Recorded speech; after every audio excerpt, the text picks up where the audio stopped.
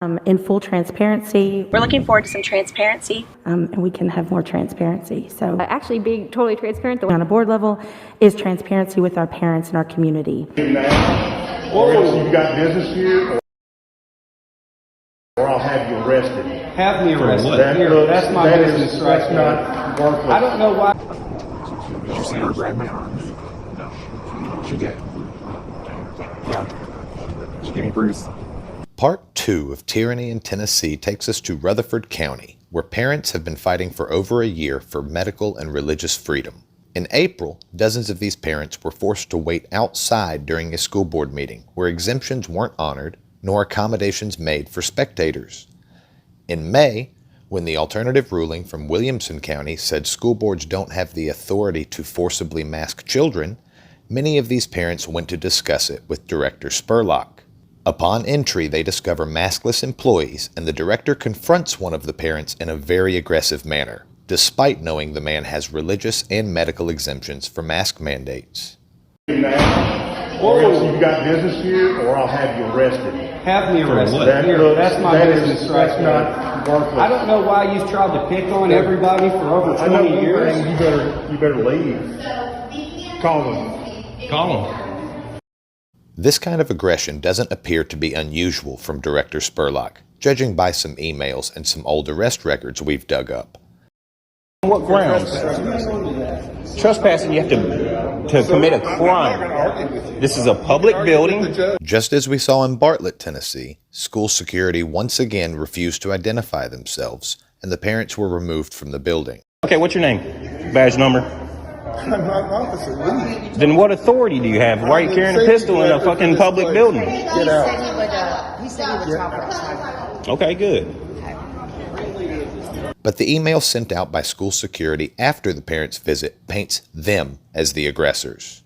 That entire video is available online for you to draw your own conclusions. Over the summer, there was no mask mandate, and by the time school started back, more parents had gotten involved in hopes of keeping it that way. A lot more. This resulted in increased police presence, costing the taxpayers of Rutherford County tens of thousands of dollars. You know, to prevent violence. Unfortunately, it was not successful. After one September school board meeting, we spoke to a woman who, for fear of retaliation, has chosen to remain anonymous. Listen to what she describes happened to her allegedly at the hands of an elected school board member, Sheila Bratton. No, I'm from the back. That's him. That's Sheila. Did you see her grab my arm?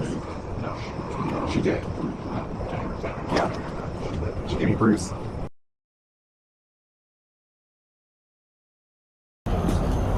that, what the heck?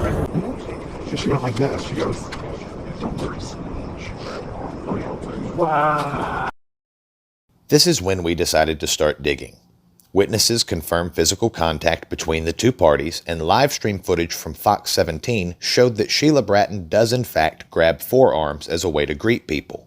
But we wanted to see the incident for ourselves. So, we submitted open records request for, among other things, the security camera footage for the meetings. Please note, during this time we also had a whistleblower make allegations of sunshine law violations between some members of the school board. We asked for several hours of footage for the building so we could assess all of these allegations, but were careful to be broad enough not to tip our hand. The board's response was, as to the security camera footage, the request is overly broad and unreasonable due to the safety risk of allowing broad access to our security camera layout. If you can be more specific on who you may be looking for or a specific event, I can produce those. They go on to mention privacy concerns, in case students were on the premises for disability testing, and they say my request is not specific enough, and that I should resubmit a more narrow request. Well, we already had copies of the sign-in logs and knew no one was on site for disability testing, but decided to go ahead and be more specific as to what we were looking for. We assumed someone caught wind of what we were looking into because we were told in the next email response to get a subpoena or court order, in stark contrast from the previous email.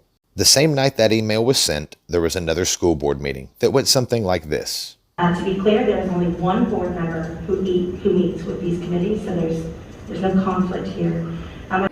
so that our families can understand more what we're doing, and we can have more transparency. So. Actually, being totally transparent, the way I found out that the attorney helps organize this was being asked why we haven't had one in a while.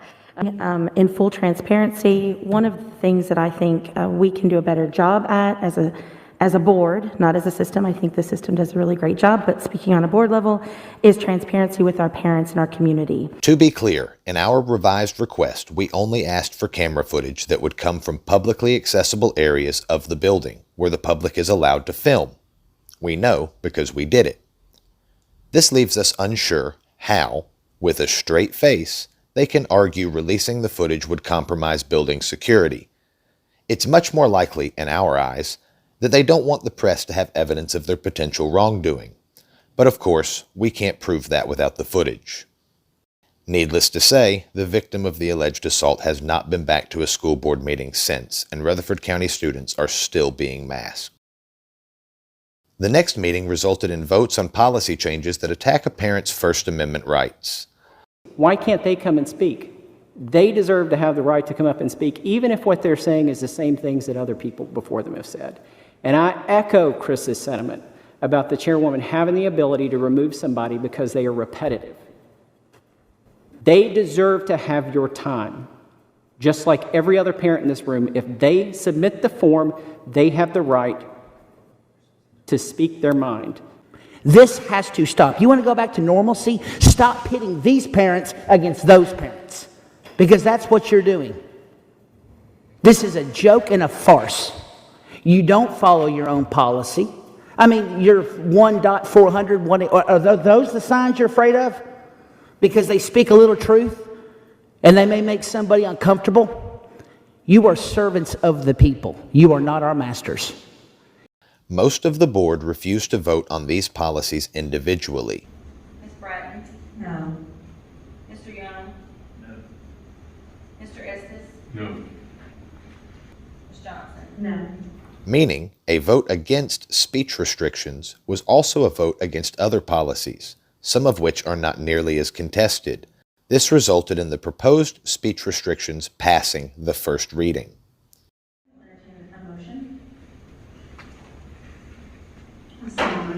Thank you, Ms. Bratton.